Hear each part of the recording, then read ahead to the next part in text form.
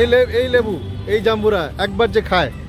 আসসালামু আলাইকুম প্রিয় বন্ধুরা, দেশীয় প্রবাসী যে যেখান থেকে দেখছেন প্রত্যেককে শুভেচ্ছা জানাচ্ছি। আশা করছি যে যেখানে আছেন ভালো আছেন, নিরাপদে আছেন। কখনো কখনো খুব ছোট একটি জায়গাও মানে ভালো লাগার জন্য বড় আকর্ষণীয় জায়গা হয়ে যেতে পারে। তো আমরা কলিগরা মিলে গিয়েছিলাম একটা বিয়ের অনুষ্ঠানে মানিকগঞ্জের বেওথায়। তো কলিগরা বিয়ে খাওয়ার পরে দুপুরের পরে আমরা কি করব ভেবে পাচ্ছিলাম না, তখন সবাই মিলে নদীর ধারে ঘুরতে গেলাম। সেখানে চা খেলাম এবং চা খাওয়ার পরে যখন নদীর পাড়ে গেলাম তখন এই যে দৃশ্যটা দেখে আমাদের চোখ আটকে গেল। বলা যায় যে মানে এত একটা ভালো লাগা কাজ করলো যে সেখানে আমরা বেশ 2-3 ঘন্টা সময় কাটিয়ে ফেললাম। গল্প করলাম, আড্ডা দিলাম দিয়ে, এবং এই যে সৌন্দর্য, নদীর যে সৌন্দর্য, সেই সৌন্দর্য আমরা উপভোগ করলাম। দেখেন এই যে নদীটা, এই নদীটা হচ্ছে, এটাকে বলে ছোট কালীগঙ্গা নদী।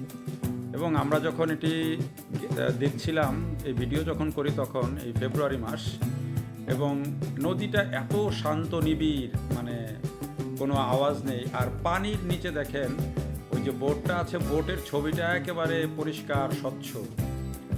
আর এখানে সেখানে কচুরিপানা, যেইভাবে কচুরিপানাগুলো আছে এগুলো দেখে মনে হচ্ছে যেন সাজিয়ে রাখা হয়েছে।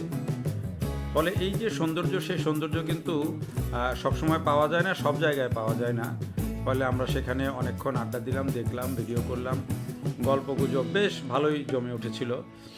এবং এই গল্প করতে করতেই খোঁজ নিলাম যে আসলে এই জায়গাটাতে কি মানে মানুষজন কেমন আসে। তো যেটি লোকজন বললেন যে এই যে ব্রিজটা, এই ব্রিজটা হচ্ছে বেওথা ব্রিজ বলে এটাকে, এবং এটি 2016 সালে এই ব্রিজটা করা হয়। এবং এই ব্রিজটা করার পরে এই জায়গাটার চিত্রই একেবারে বদলে যায়, এবং এই জায়গাটা একটা বলা যায় যে এখন পর্যটনের মতো হয়ে গেছে। কি কারণে,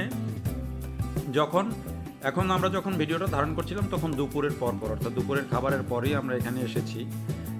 ফলে এই যে হালকা হালকা একটা শীত ভাব ছিল, ফেব্রুয়ারি যেহেতু শেষ হয় নাই। তো ভালো লাগছিল যে কোনো গরম তেমন ছিল না, শীতও না তেমন। তখন আমরা মানুষের কাছে জানতে চাইলাম যে জায়গাটাতে মানুষজন আসে কেমন। সবাই বললেন যে এই জায়গাতে বিকেল হলে শত শত মানুষ আসে, বিভিন্ন জায়গা থেকে তো আসেই, স্থানীয় লোকজন আছেন, পাশাপাশি বিভিন্ন জায়গা থেকে শত শত মানুষ আসে। তারা এখানে আসেন, এসে এই ব্রিজের দুই দিকে আড্ডা দেন, নদীর পাড়ে বসেন, এখানে নৌকায় কেউ কেউ ঘুরেন, অনেক দূর পর্যন্ত যান নৌকা ভ্রমণ করতে। পাশে অনেকগুলো দোকান দেখলাম আছে, সেখানে কফি শপ থেকে শুরু করে আরও অনেক কিছুই আছে। ফলে মানুষজন এখানে আড্ডা দিয়ে কিছুটা সময় কাটিয়ে, বলা যায় যে আপনি যদি সুন্দর মতো একটা বিকেল কাটাতে চান তাহলে কিন্তু খুব সুন্দর একটা জায়গা। আমি বলছি না যে এখানে খুব অনেক কিছু আছে, এখানে বেওথা জমিদার বাড়ি আছে, আশপাশে আরও কিছু পর্যটনের জায়গা আছে।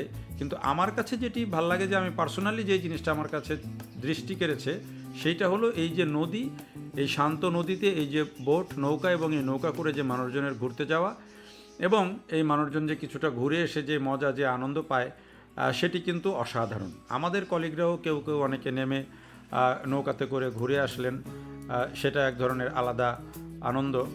তো এখানে কিন্তু এই বিকেলবেলা মানুষজন আসে। এই একটা ব্রিজ, এই ব্রিজটা 2016 সালে হয়েছে। এই ব্রিজটা মূলত মানিকগঞ্জ সদর এবং মানিকগঞ্জ পৌরসভার মধ্যে কানেক্টিভিটির একটা খুব বড় কাজ করেছে। এটি না হওয়ার আগে কিন্তু একটা ভালোই এখানে মানুষের যোগাযোগের ক্ষেত্রে কিন্তু একটা বড় বাধা ছিল। তো এই ব্রিজটা হয়ে যাওয়ার পরে কিন্তু এখানে যেহেতু কৃষিপণ্য অনেক আছে, এবং কৃষিপণ্যটাই হচ্ছে এখানকার মানুষের মূল, এবং অন্যান্য কিছু ব্যবসা আছে।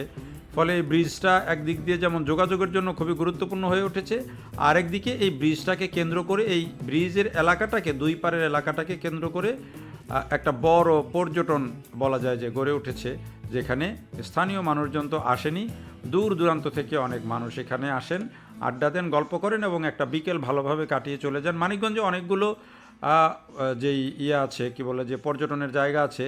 তো এরকম ছোট ছোট অনেক জায়গা আছে, যদিও ওই চর এলাকায় যাওয়া যায়, বিভিন্ন চর আছে, সেই চরগুলোতে ঘুরতে গেলেও দারুণ পর্যটন পাওয়া যায়। আর এরকম এই যে একেবারে সড়কের কাছে এরকম দৃশ্য পাওয়া গেলে তো আর কোনো কথাই নেই। যোগাযোগ ব্যবস্থা খুব বেশি কঠিন নয় এখানে। মানিকগঞ্জে বাস দিয়ে তো ঢাকা থেকে যাওয়া যায়, বাস আছে সরাসরি। তারপরে বিভিন্ন পয়েন্টে নেমে আপনি যেখানে ইচ্ছা ঘুরে আবার অটো দিয়েও এখানে চলে আসতে পারেন, বা এইখান থেকে অন্য স্পটগুলোতে অটো দিয়ে চলে যেতে পারেন, খুব বেশি হ্যাসেল নেই। আর যদি লম্বা সময় নৌকা ভ্রমণ করতে চান কালীগঙ্গা নদীতে, সেটিও আছে। যদিও এখানে বর্ষাকালে কিন্তু এই চিত্রটা একটু ভিন্ন থাকে। অনেকেই যেটি বললেন যে কালীগঙ্গা নদীতে বর্ষাকালে যোগাযোগ ব্যবস্থা বেশ কঠিন হয়ে যায়, আর নদী ভাঙনের ইস্যু থাকে। তো সব মিলিয়ে আসলে এই ভিডিওটা করেছিলাম আগে, পড়েছিল, কিন্তু হঠাৎ করে যখন চোখে পড়লো যে জিনিসটা দুর্দান্ত একটা জায়গা, দারুণ একটা জায়গা, অনেকেই হয়তো ঘুরতে যান, দেখতে চান, এই ধরনের একেবারে মনোরম একটা প্রাকৃতিক পরিবেশে অনেকেই হয়তো একটা বিকেল কাটাতে চান, শুধু গল্প করেও একটা বিকাল কাটিয়ে দেওয়া যায় এরকম সুন্দর একটা জায়গা। এই জন্যে এই ভিডিওটা আপনাদের সাথে শেয়ার করলাম। কেউ চাইলে কিন্তু ঘুরে আসতে পারেন।